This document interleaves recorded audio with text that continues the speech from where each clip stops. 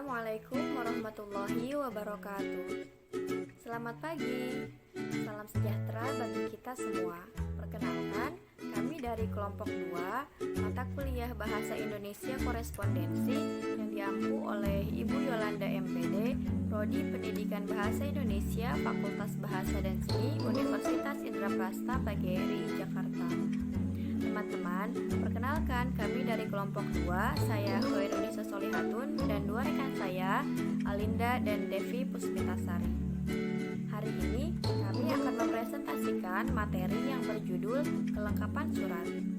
Nah, teman-teman harus tahu nih, surat dapat dikatakan sebagai citra diri dari pengirim, baik perusahaan maupun pribadi. Untuk mendapatkan kesan yang baik, pengirim harus memperhatikan hal-hal yang berkaitan dengan tampilan dari surat itu sendiri agar terlihat menarik. Ada 3 hal yang harus diperhatikan untuk mendukung penulisan yang baik. Yang pertama, penggunaan kertas. Nah, yang kedua, amplop dan lipatan surat. Yang ketiga, perangko. Kemudian kami juga akan menjelaskan tentang teknik pembuatan surat. Selamat menyimak. Penggunaan kertas terbagi menjadi 3.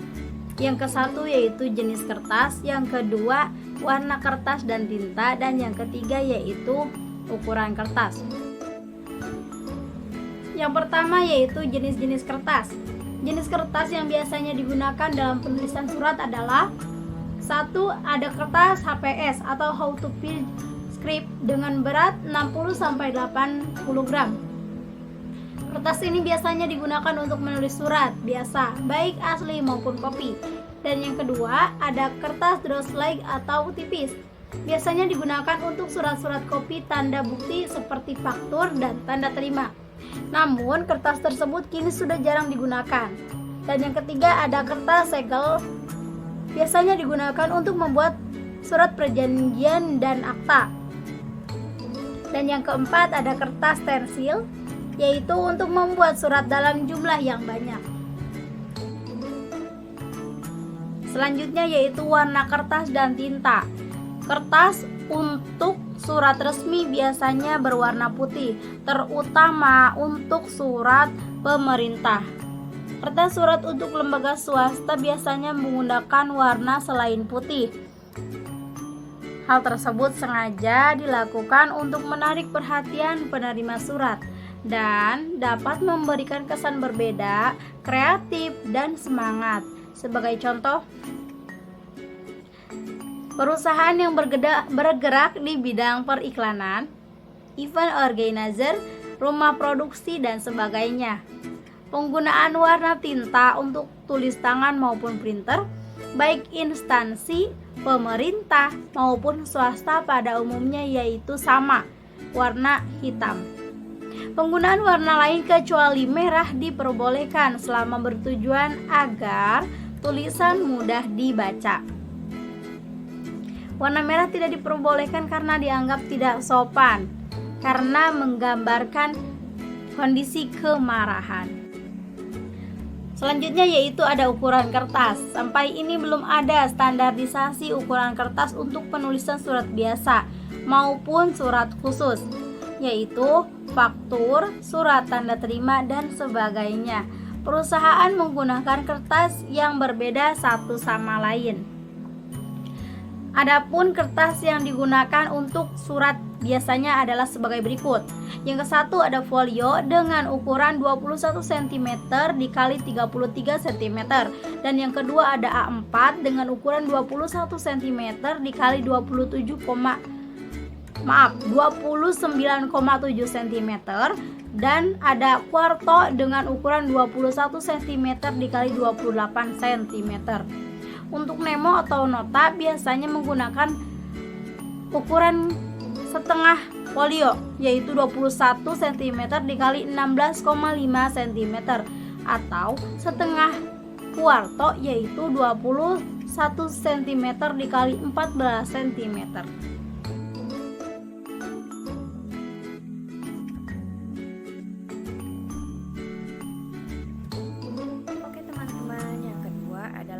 amplop dan lipatan surat. Nah, ukuran amplop disesuaikan dengan kertas surat yang akan dimasukkan. Ukuran amplop bervariasi. Hal tersebut dikarenakan ukuran surat yang dimasukkan ke dalam amplop harus dilipat. Namun, tidak semua kertas surat harus dilipat. Sebagai contoh, dokumen penting seperti surat kontrak, surat kesepakatan, dan sebagainya. Nah, untuk bentuk amplop hanya ada dua macam, yaitu persegi alias bujur sangkar dan persegi panjang. Nah, berikut ini adalah contoh jenis-jenis amplop. Lalu, pemilihan lipatan surat harus disesuaikan dengan ukuran kertas dan amplopnya. Melipat kertas surat dapat menunjukkan keindahan tersendiri selama lipatannya tidak rumit. Nah, berikut contoh lipatan surat tersebut. Nah, lalu macam atau model atau jenis lipatan surat ada 8. Yang pertama, lipatan baku atau standard fold.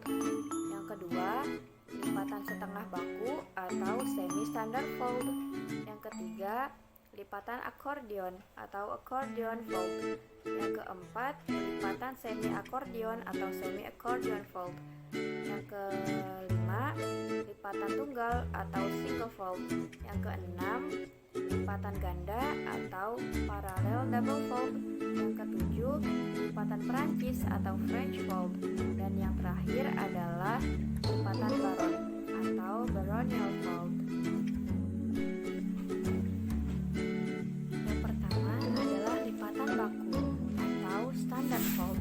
Lipatan kertas jenis baku adalah jenis lipatan surat yang paling umum digunakan. Cara melipat jenis baku, kertas dibagi menjadi 3 bagian sama besar, bagian 1, 2, dan 3. Lalu dilipat dengan posisi bagian 1 dan bagian 3 semuanya dilipat ke arah bagian 2. Seperti ini.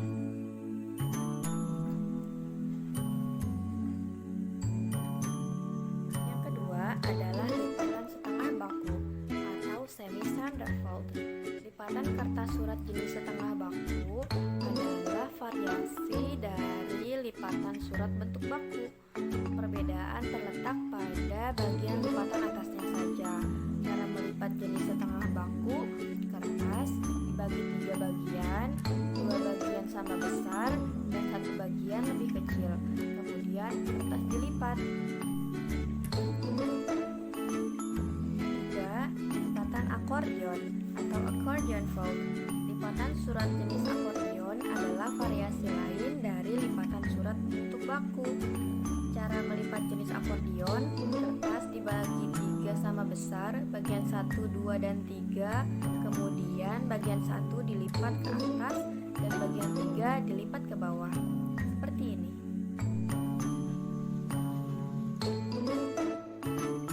Yang keempat, lipatan semi akordeon atau semi accordion fold. Nah, lipatan surat jenis semi akordeon adalah variasi lain dari lipatan surat bentuk baku. Cara melipat jenis ini, kertas dibagi 3 menjadi 3 bagian, bagian 1 dan 2 sama besar dan bagian 3 lebih kecil. Bagian 1 dilipat ke atas dan bagian 3 dilipat ke bawah. Seperti ini. Yang kelima, lipatan tunggal atau single fold. Lipatan kertas jenis tunggal adalah jenis lipatan kertas yang paling sederhana serta paling mudah dibuat karena hanya dengan membagi kertas menjadi 2 bagian yang sama panjang kemudian dilipat. Nah, cara melipat jenis tunggal, kertas dibagi 2 sama besar lalu dilipat. Seperti ini. Adalah lipatan ganda atau parallel double fold. Lipatan kertas jenis ganda juga adalah jenis lipatan yang mudah untuk dibuat karena hanya meneruskan sekali lagi setelah lipatan tunggal. Caranya, kertas dibagi 2 sama besar kemudian dilipat untuk lipatan ke-1. Nah, lipatan ke-1 dibagi 2 sama besar kemudian dilipat untuk lipatan kedua. Seperti ini. Yang ketujuh, lipatan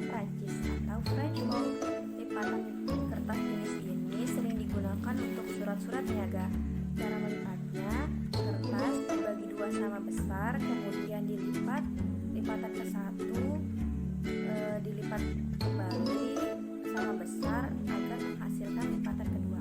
Seperti ini. Nah, yang terakhir adalah lipatan baron atau baronial fold. Nah, lipatan surat jenis baron sering digunakan untuk surat-surat dinas atau surat yang menggunakan amplop atau sampul yang panjang. Karena panjang lipatan ini melebihi lipatan sampul atau amplop yang berukuran kecil. Contohnya seperti ini. Baiklah, saya Devi Puspitasari akan melanjutkan penjelasan materi kelengkapan surat yang ketiga, yaitu perangko. Nah, perangko ini berasal dari bahasa Latin, yaitu franco.